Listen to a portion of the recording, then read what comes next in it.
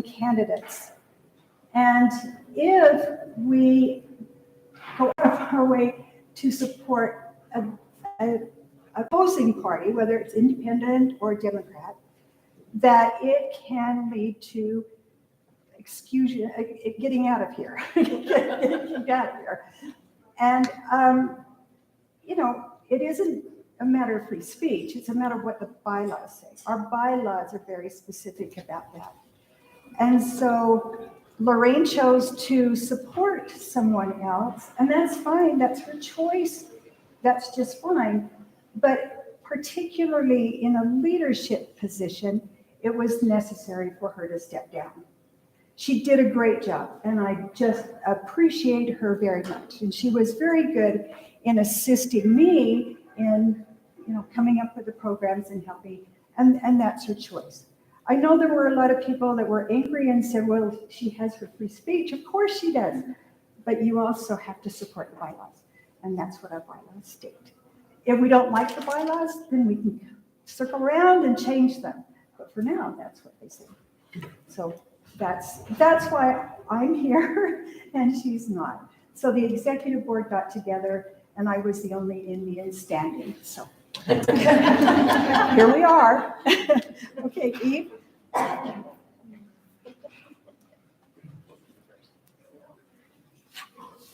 I'm going to assume that this microphone works. I'm not good at shouting. So we haven't got a lot of transactions since the last financial report, which was in May. We had receipts at that point altogether of $92. And between everything, we've now got $3,212.36 in the account.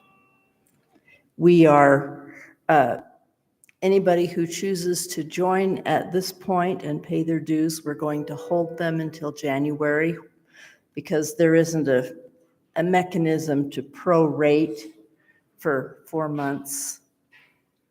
But we are still looking for new members and donations are always welcome. Thank you. Thank you very much. All right, we have 5 women who are running for office, and I thought it would be great to have them. Oh, I wanted to welcome Jake Sawyer. Jake, welcome, by the way.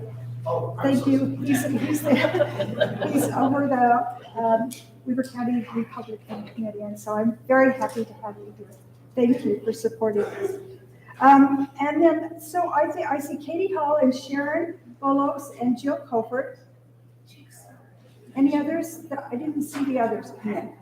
So if you would love to come up and just do a little spiel about your platform and what you're running for and why we should vote for you. Come on up. I know.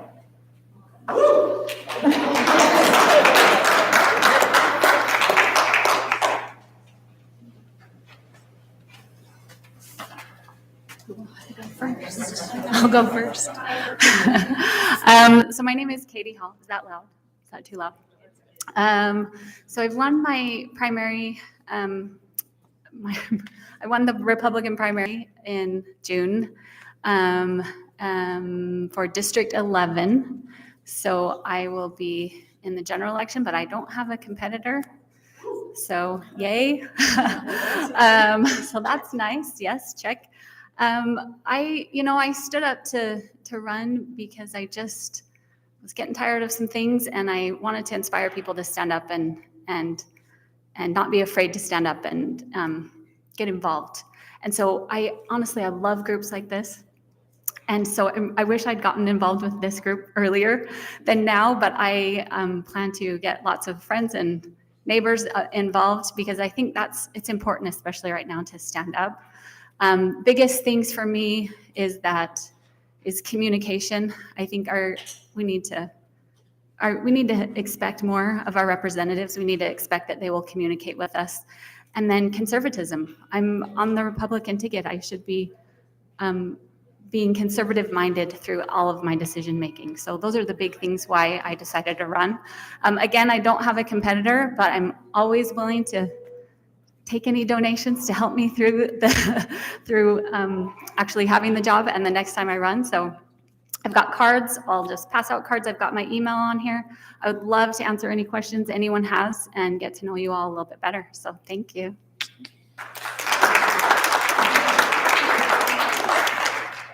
My name is Sharon Bolos. I'm running for Weber County Commission seat B. I do have a Libertarian opponent in the fall, so I have one more election to get passed, but I appreciate the support of the Republican Party.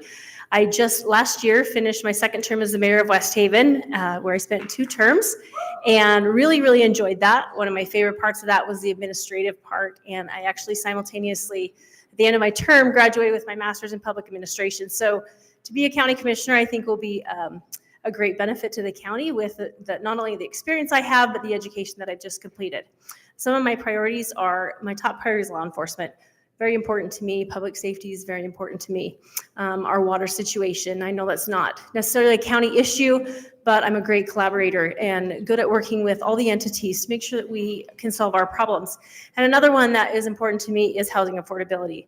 We see the housing crisis across the whole state of Utah, and there are steps that the communities can take to be able to help with this issue and work around this problem and make housing more affordable, not only for those who wish to live here in Utah, but our children, including my own, who I would love to stick around. So appreciate your support, and thank you for having us here.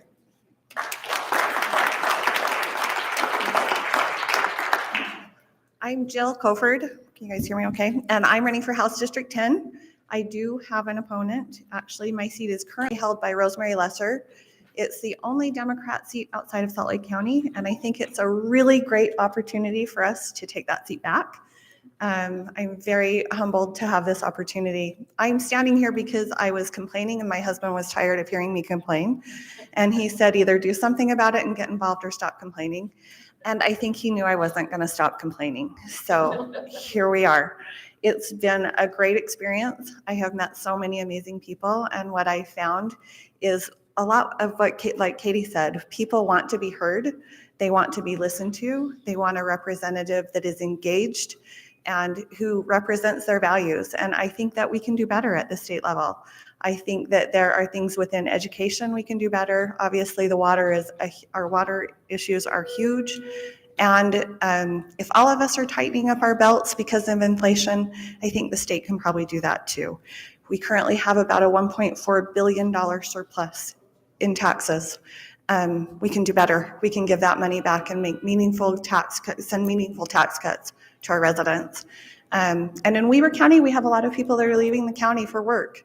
So I think there are ways that the state can help support the county and our local communities in bringing better paying jobs so that people are staying here. There are lots of ways that you can help my campaign. You can go to my website, votecoford.com, and donate.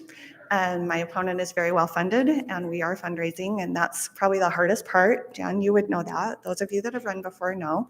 The other thing that you could do is come and join us any Saturday between now and October. We'll be knocking on doors and putting signs up and meeting people. Happy to have a lot of volunteers. If none of those things are interesting to you, I have postcards. For those of you that know me, if you want to write some nice things about me and tell people why you think I would make a great representative and get these back to me, we'll mail them. Or if you know people in the district, you can go ahead and mail them too. I have lots of these here. And if you want a yard sign or you know people that live in District 10 that would like a yard sign, those are in my truck. I didn't bring them in, but I'd be happy to hand a couple to you today. Thank you so much, Debbie, for letting us be here and take a minute. Appreciate it. Thank you.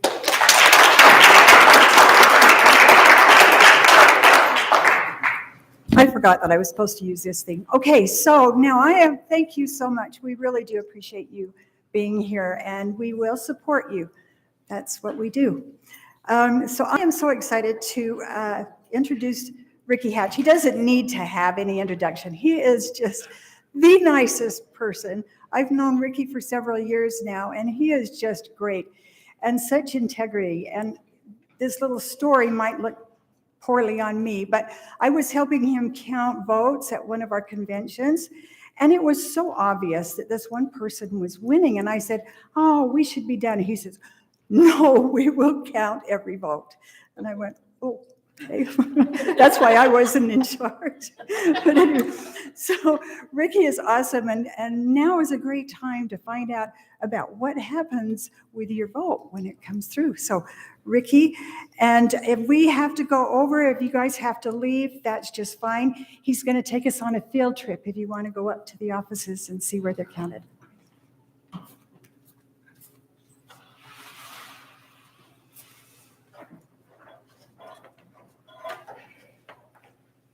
Thank you, Debbie. Sorry, I forgot to set this up earlier. This way.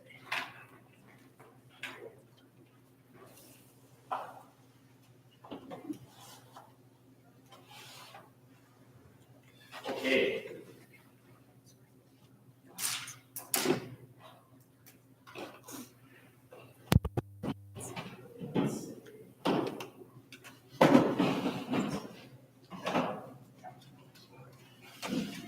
Okay, thank you for waiting. Next step, thank you for being involved.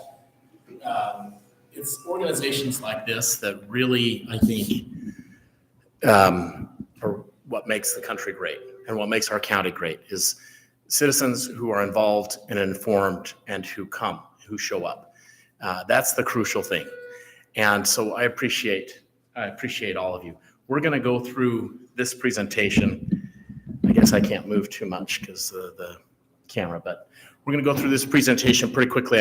I gave this presentation at Weber State last week. It only went for an hour and a half. So we'll speed things up a little bit, but really what I want to do is talk to you about security in elections in Weber County in Utah. I'm not here to defend vote by mail. I'm not here to say it's the best thing in the world. I'm not here to talk about what happened or didn't happen in Maricopa County, in Georgia, in Pennsylvania, or Michigan, or Wisconsin, or California.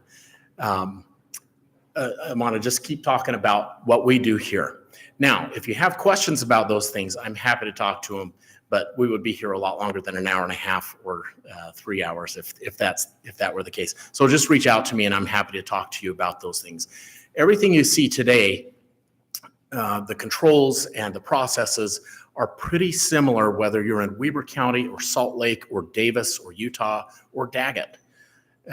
We follow pretty much the same types of processes and have the same types of controls. So we have a little bit fancier equipment than Daggett County is going to have, but the process is the same. And frankly, for by mail type processing, it's not that different if you go across the country. You're going to see very similar concepts. You're going to see very similar processes and often equipment. And you'll see that across the country as well. Each state has unique laws. In Iowa, for example, they can look at the signature on the envelope, but they can't actually use that to determine whether that voter truly returned that ballot or not, which to me is really weird because that's a key control here in Utah. That's their state law. That's what they've got. So each state has weird, different things. In Pennsylvania, you can do electioneering up to 10 feet from the polling place. You can put signs. And so that's kind of weird. In Wisconsin, you couldn't, I wasn't allowed to, the election officials can't open the envelopes until election day or after election day, which is also weird. That just creates all sorts of log jams and delayed reporting. So there are some similarities, there are some differences, but we're going to talk today about Weber County. One thing to remember is that we audit our elections and have for years, and we audit them before, we audit them during, and we audit them after. This is a standard key element, and you'll hear me repeat it and refer to it over and over again. We like technology. Technology is efficient. Technology, frankly, when you're counting stuff, computers are better than humans at counting, but we can't just trust it. We have to audit it, and you'll see that we audit this stuff ad nauseum. I was going to say, I think your technology is having issues. Let's see here. Trust it. I don't know how to do an extension display. It's the Windows key and P for projector.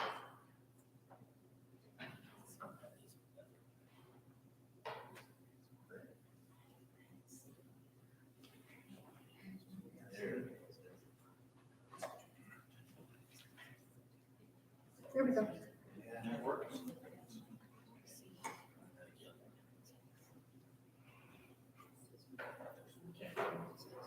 Thank you.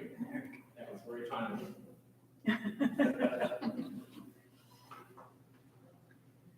Okay, one of the primary, the foundation of secure elections is your voter registration database, especially elections that are voted by mail. This is a crucial thing. Now in Utah, as in probably 80% of the states across the country, we have what's called a top-down system for voter registration databases. That means that there's a statewide database for voters. And that database is overseen and owned by the state elections office, by the lieutenant governor's office. However, they don't actually enter the data. It's the clerks that enter the data. So we enter all the data related to Weber County voters here in Weber County. The lieutenant governor's office doesn't do anything in relation to that. They maintain the program and they host the computers. The nice thing about that is it maintains a separation of powers. So it's not just a top-down, they control everything and they can change whatever they want, or vice versa, that we can do that. It's a good separation of powers.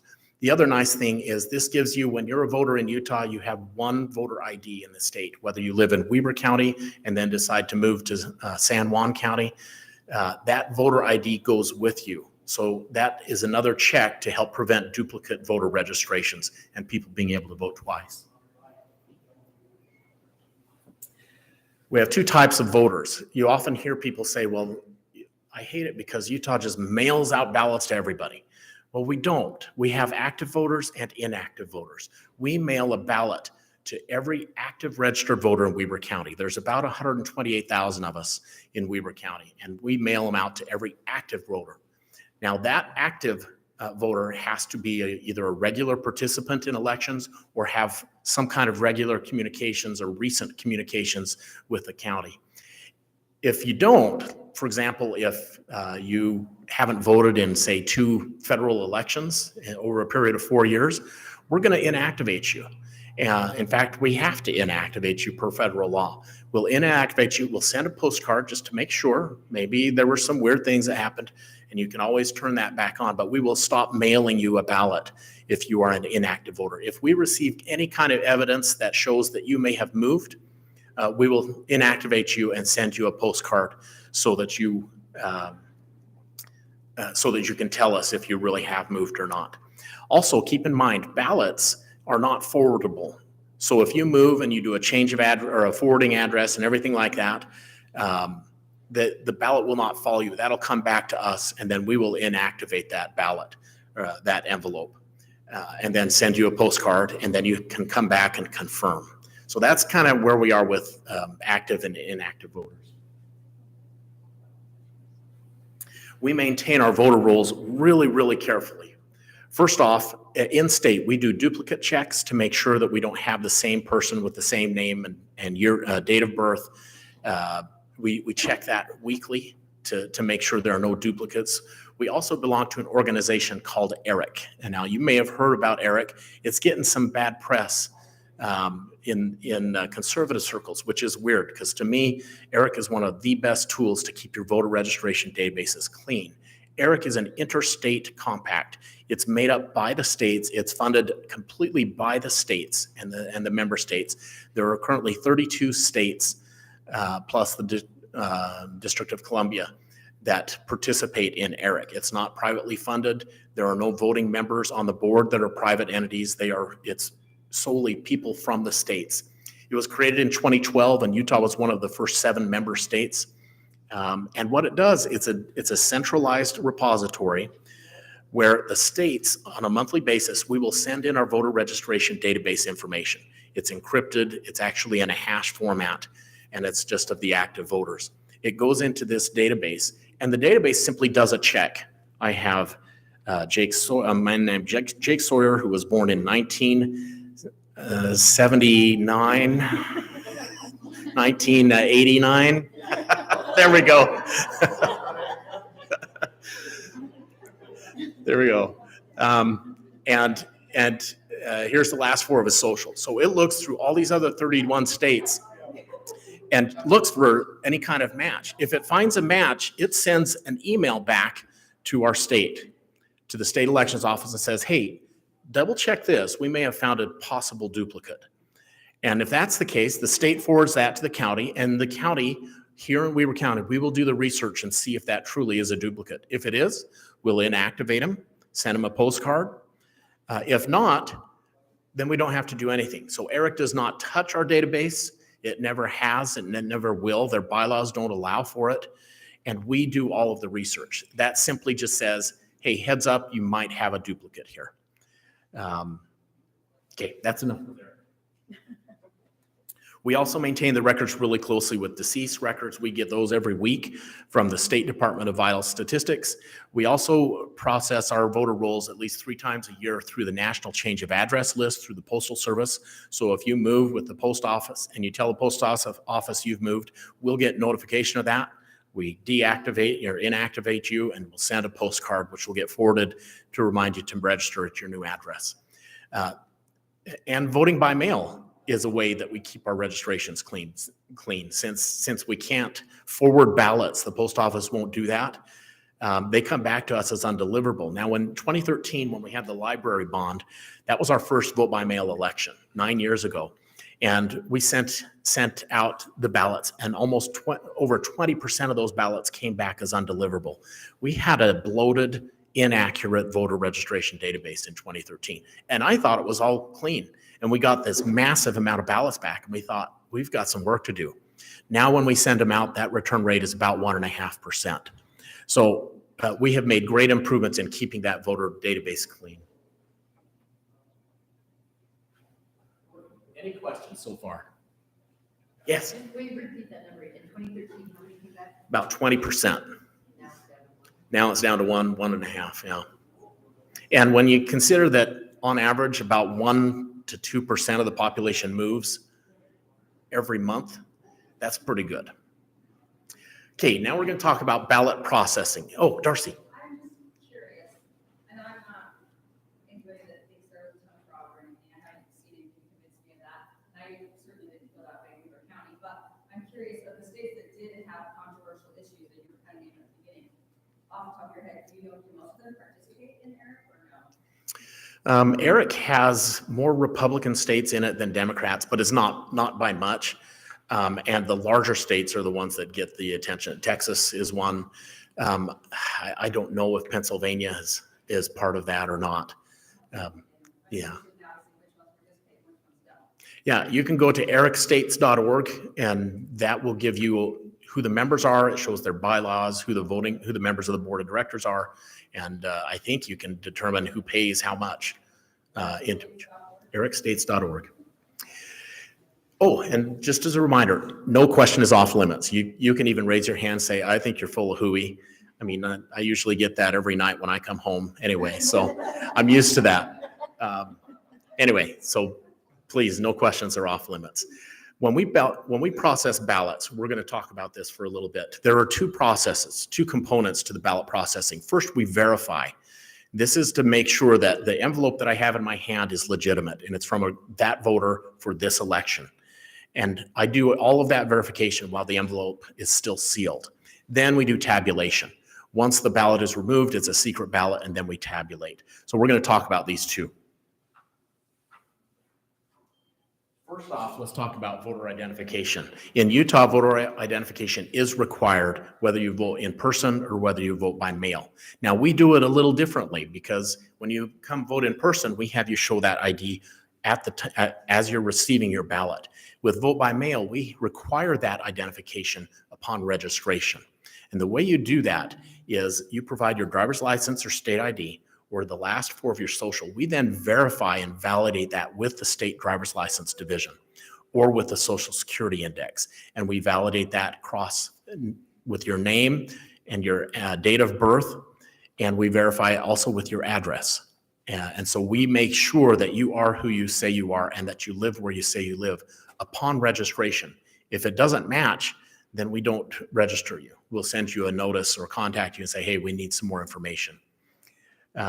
We also keep signatures that help us verify that when you do return your ballot, that we know that is from you. We're going to talk a little bit about ballot envelope security because this envelope is actually quite a good piece of security, has several security features. Like I said, envelopes remain sealed while we're verifying.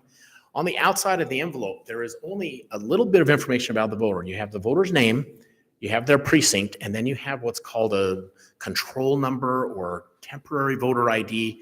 This is a number that is known only to the elections officials. It's never released to the public, and actually it's regenerated or generated every election and even more frequently than that. And I'll talk about the process for that.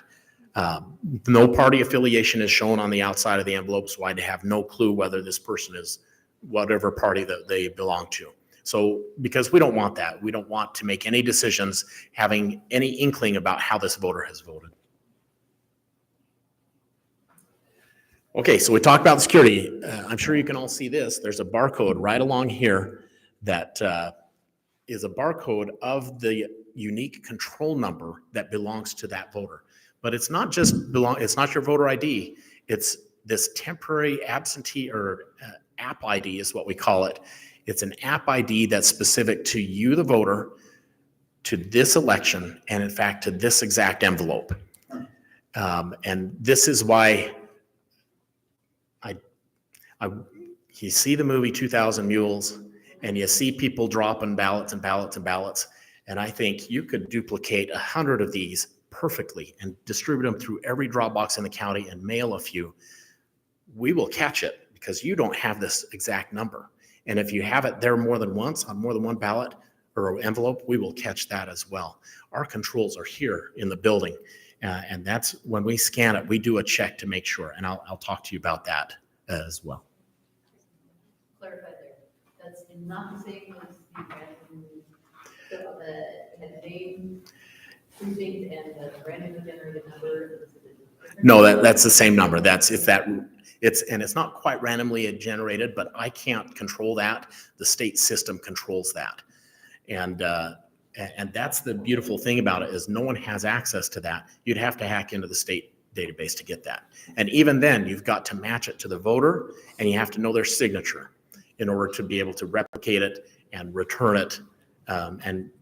Our machine also checks the thickness and the quality of the envelopes too. So you have to be pretty darn good at replicating these exact envelopes. So, but sometimes people lose their ballots or their dog eats them or whatever happens. And so you might call and request a new one. When you request a new one, when you call and request a replacement ballot, the first thing we have to do is deactivate that temporary control number. We can't issue a new one until we've deactivated the old one. That's a key control to make sure that if I were a nefarious, I couldn't even do that. I couldn't even send someone more than one ballot. So the first thing we do is we deactivate the old number, and then we create the new number, and that's created by the system. I don't have the ability to go into the system and override that number, so I couldn't go in and create my own set of numbers. Any questions so far on the envelopes and that control number? That's a key control for us. That's a way to make sure that you vote once and not more than once, and that someone else can't vote on your behalf. Yeah, Kate. Just out of curiosity, have you ever had any fraudulent ones come through that you kind of caught? We have not yet seen any fraudulently created envelopes that have those. We do have voters that will try to turn in 2 envelopes. They'll call and say, oh, I lost my envelope or I can't find it. And then they turn a second one in. The FBI has spoken to them. It's a small number, but we sent the FBI to their house. That's right. And the agents came back and they said, that was so fun. And interestingly enough, the people had legitimate stories, and it ranged from a variety of things. Generally, they thought, I put my ballot in the mail, and I was just afraid it wasn't going to get there, and so that's why I got the second one. I didn't realize it was a felony. So, yeah. So I don't think they will do that a second time. Yeah. And this is my own life of kidding, but it seems like a lot of this security comes down to that there's a computer programmer somewhere that does all the smoke mirrors that the rest of us can't understand. And so how do we know that guy's legit? That's a great question. How do we trust that whoever's programming these? But if he can make it secure, he can also manipulate it. Yeah. And Do whatever we want. It comes back to auditing. We audit everything. We audit the scan tabulation equipment, the scanners.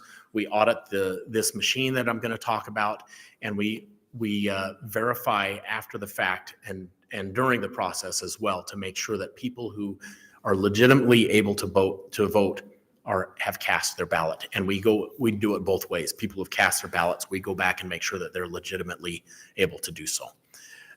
So it's a lot of audits. We don't want to trust and put too much trust in any one individual or any one piece of equipment or any one program. Keep in mind too, the voter registration database is completely separate from the database and system that tabulates the votes. Those are completely separate organizations, completely separate software and hardware. They're never connected to each other. And so we're very careful there. Okay, I'm going to breeze through. Yes. The data that goes on that flash drive, is that encrypted or clear text? Those databases, I believe, are encrypted. The transfer between here and the other. Yes, and it's air gapped between this machine. This is the machine that actually sorts the envelope. So when your ballot comes in, first thing we do is tear off this tab. It exposes the signature, and then it goes through this machine. And this machine is the Agilis envelope sorter. So what it does is it scans this barcode and it takes a look at the signature and it says, first off, is this barcode legitimate for this election? Has the voter already voted? And is this barcode, does it match this voter? And then it compares the signature and says, does the signature match the signature that we have on file? That's the first thing that it does. And that machine is not connected to the internet and has secure login processes as well. We update this library to make sure that we have the most current signature because our signatures change over time. So we make sure that that is taken care of. So it scans it, it verifies this information, and then it calls up the corresponding signature for the voter. If it doesn't pass that, it will reject it. Like if this barcode is wrong, and you can see how many times we've received barcodes that were incorrect for the election. It's a tiny percentage. Most of them are valid. And at that point, once it's verified, we give you credit for saying, or we say, yes, your signature matches, the barcode matches. You have submitted a ballot. Yeah. What do you match the barcode to? Probably obvious, but Sorry, say that again. what is the barcode matched against? That this is an actual, which generated? Yeah, the barcode in the system, it simply takes the text. The barcode is that control number that's on the outside, and we take that and match it to the control number that was generated by the voter registration database. That's the comparison check that it does. All right, we compare the signature. Any signature that's challenged, it doesn't mean we just throw it away. It goes through 2 extra steps. This falls in line with your question about the machines. We don't want to trust them too much. So if the machine rejects a signature, it goes through up to 2 levels of additional human review. And we'll talk about those. And these are by trained staff. So any individuals who participate in the signature review, we take them through a training process. The machine looks at about 150 different aspects of a signature. These are some examples. You have slant, proportion, looping, crossing, endpoints, weight. What did I miss? A few other things, print versus script, spelling. I mean, we look at all sorts of things, but we generally look at the signature as a picture. We do the second review where if it passes, then it's marked as verified. If not, it goes to a 3rd level, and that's done by the full-time staff here at Weber County. And we compare it not just to the signatures that we have on the envelope and the signature we have on file. We can go up to 5 additional signatures that we have on file, former registration forms, initiatives or petitions, things like that, driver's license office. So we compare that signature, and we've had people who said, I didn't sign it the way I thought. They said this on social media.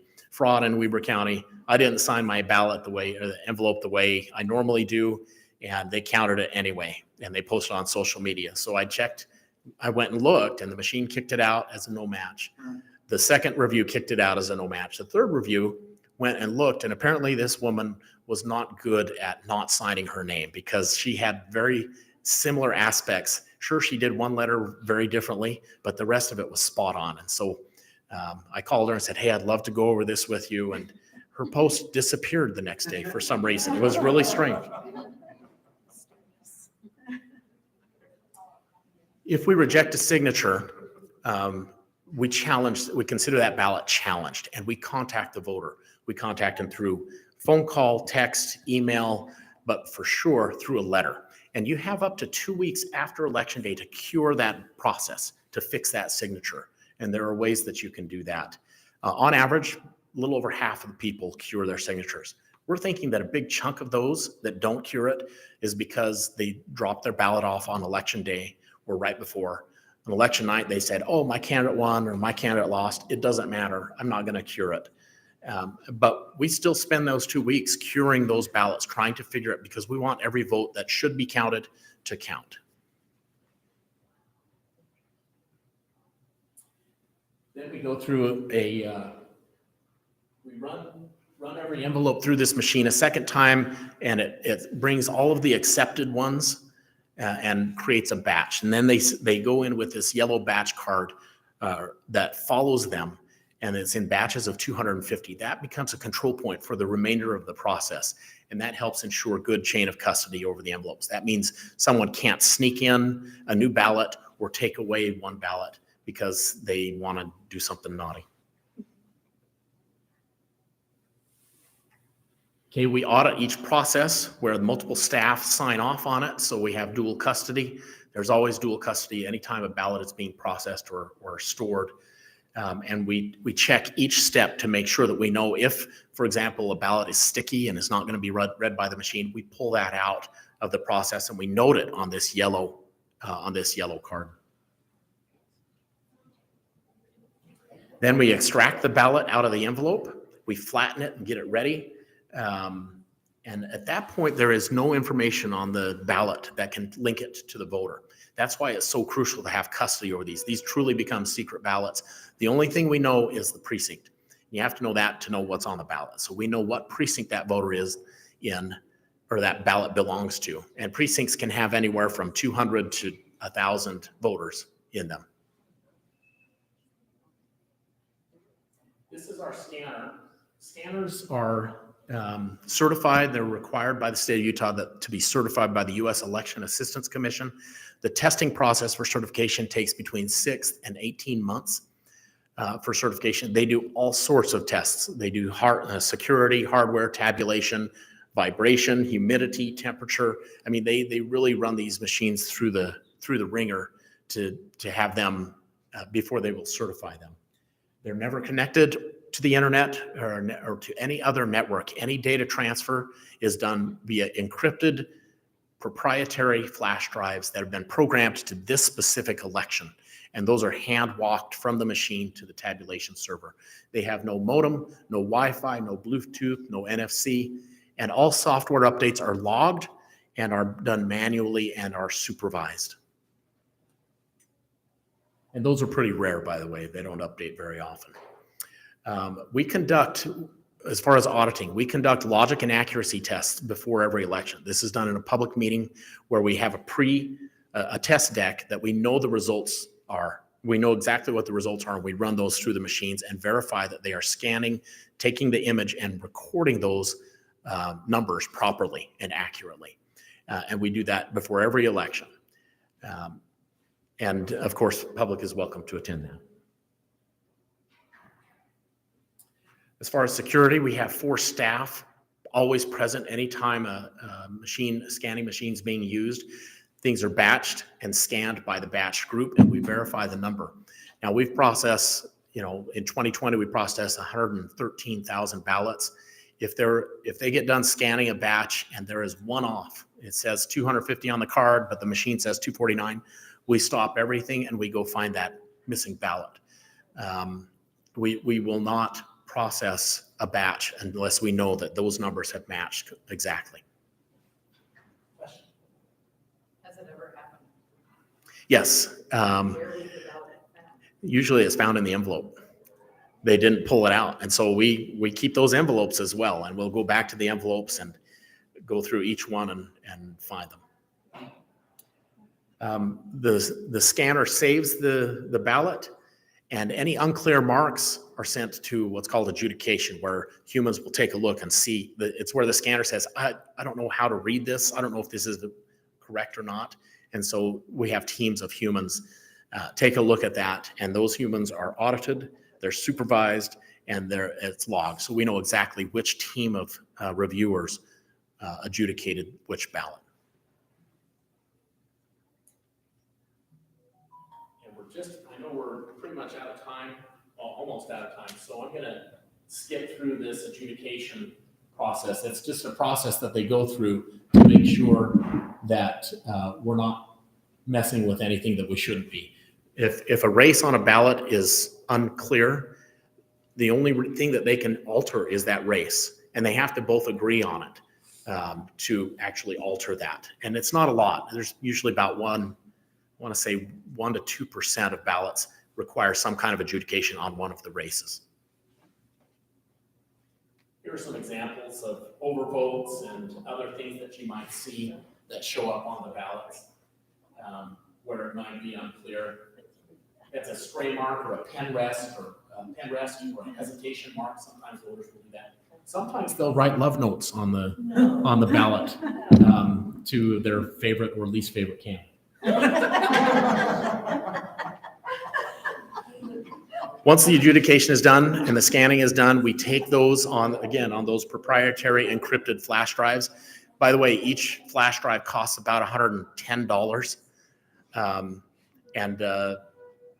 But it's crucial because that helps ensure the security so that no one else could stick a stray flash drive into there. We also do a post audit. Now, this is before the election is certified, which is 2 weeks after election day, according to federal law. Between election day and 2 weeks after, we conduct a post-election audit. That is where we send all the batches, the numbers of batches that we processed. We send that to the Lieutenant Governor's office, and they do a random sample.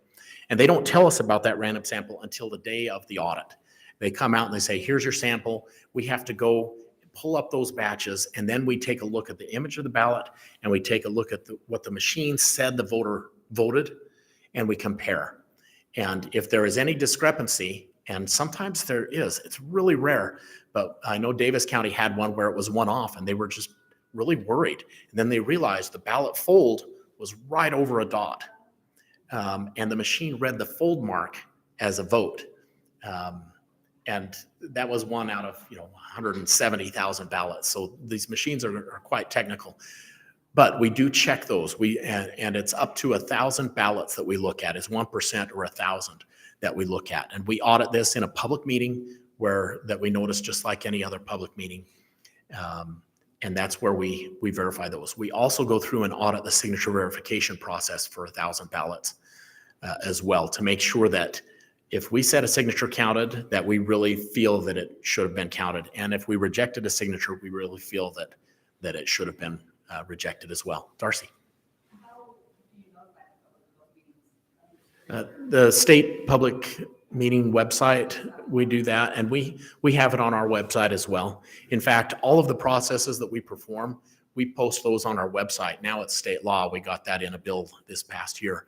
Now it's state law that we have to tell you when we're processing the ballots. And if that changes for some reason, we still have to tell you at least 24 hours in advance. We have to post that up on our website. We want it to be a very public process, and anyone can come in at any time and observe what we're doing. So no, we don't do anything after 7 o'clock unless there's really something crazy. But that's what we do there. The very last thing we'll talk about before we go up to the to take the tour is good election security doesn't just rely on me or on our IT or on my election staff. It also is on your shoulders too. Good election security also belongs to the voters. And so what does that mean? That means If you move, make sure your address is updated. And it doesn't hurt to go to vote.utah.gov and check your address. Sign up for the U.S. Postal Service Informed Delivery. You can do that online. It's free. It sends you an email every morning and says, here's what's coming in your mailbox today. And it shows a picture of the front of the piece of mail. It's a great tool. And then you can say, oh, my ballot's coming today. And then if you get home and it's not there, that's a security problem. And that's when you call our office and we can deactivate that right away, send you a new one. So informed delivery from the Postal Service is great. There's another thing called ballot tracks. What that will do is we will send you a text, an email, or phone call, or all three every time when we print your ballot and mail it. So you get a text notifying you that it's on the way. Once we receive it back in our office, we'll send you another text or email or phone call. And then once we actually verify the signature and extract the envelope, then we send you a third one saying your vote has been counted. This is a great way for you to track your ballot that you mail in or drop off. So mine already says that. Does that mean I was signed up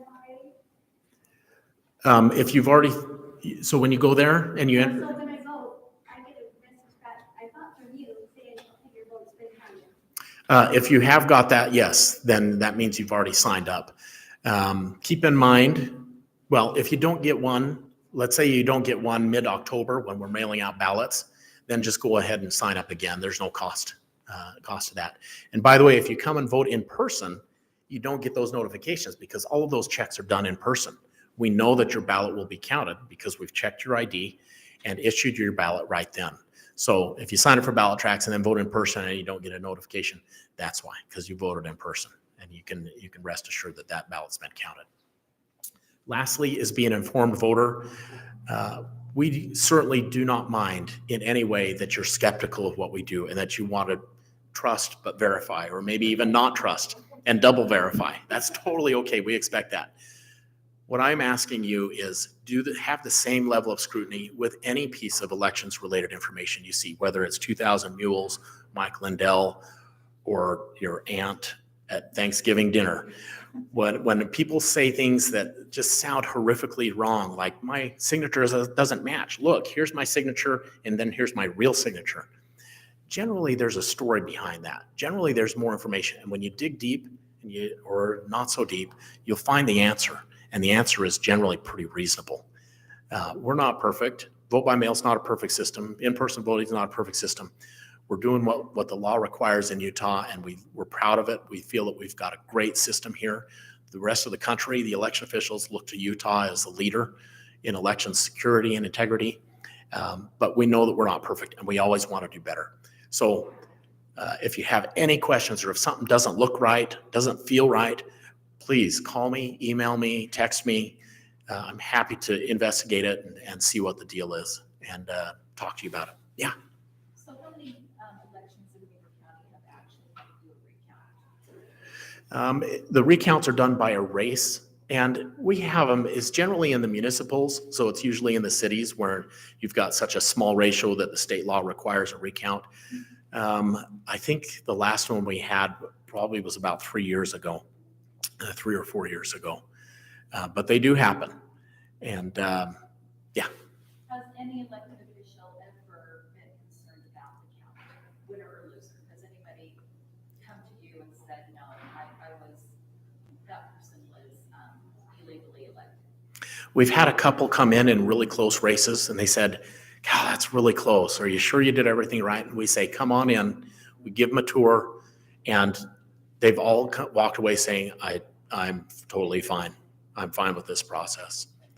But we welcome that. My goal is not just that the candidates trust us, but that the losing candidates trust the process. That's the important thing. And so we will do whatever we can with candidates. We will walk you through every process. If you want to take a look at the adjudicated ballots, at the bad signatures, we walk the candidates through that so that you can feel comfortable. Yeah. There was a lot of talk in 2020 about the Dominion voting machines. Do we use Dominion? Dominion voting machines, they're the second largest provider in the US. The state of Utah used Dominion machines up until about 2018 when we moved over to ES&S. State law does not require uniformity across all counties, so 27 of our 29 counties use ES&S machines. One county uses Dominion and one county uses Unison. Having said that, Dominion machines are certified by the EAC. They're audited just like everybody else's. The allegations that you've seen posted against Dominion, none of them have been proven yet. They're still looking, but none of them have been proven. And so I would just go back to the same level of scrutiny. Does Nancy Pelosi's husband own stock in Dominion? I don't know. Her financial filings don't show that, but I'm not an expert in that. But the courts are, and the FEC is. So I'll look to see what kind of research that they do. Good question. Okay.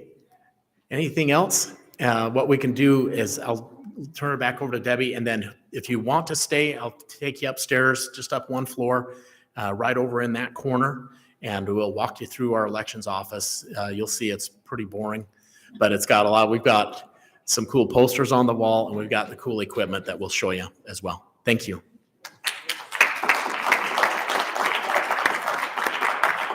Oh, I knew that was going to be interesting. I thought it was so interesting. I watched those mules dump all of those ballots into those machines, and I thought, how are they getting away with that? But now I know they didn't. So that was great. Thank you very, very much, Ricky. I really appreciate it.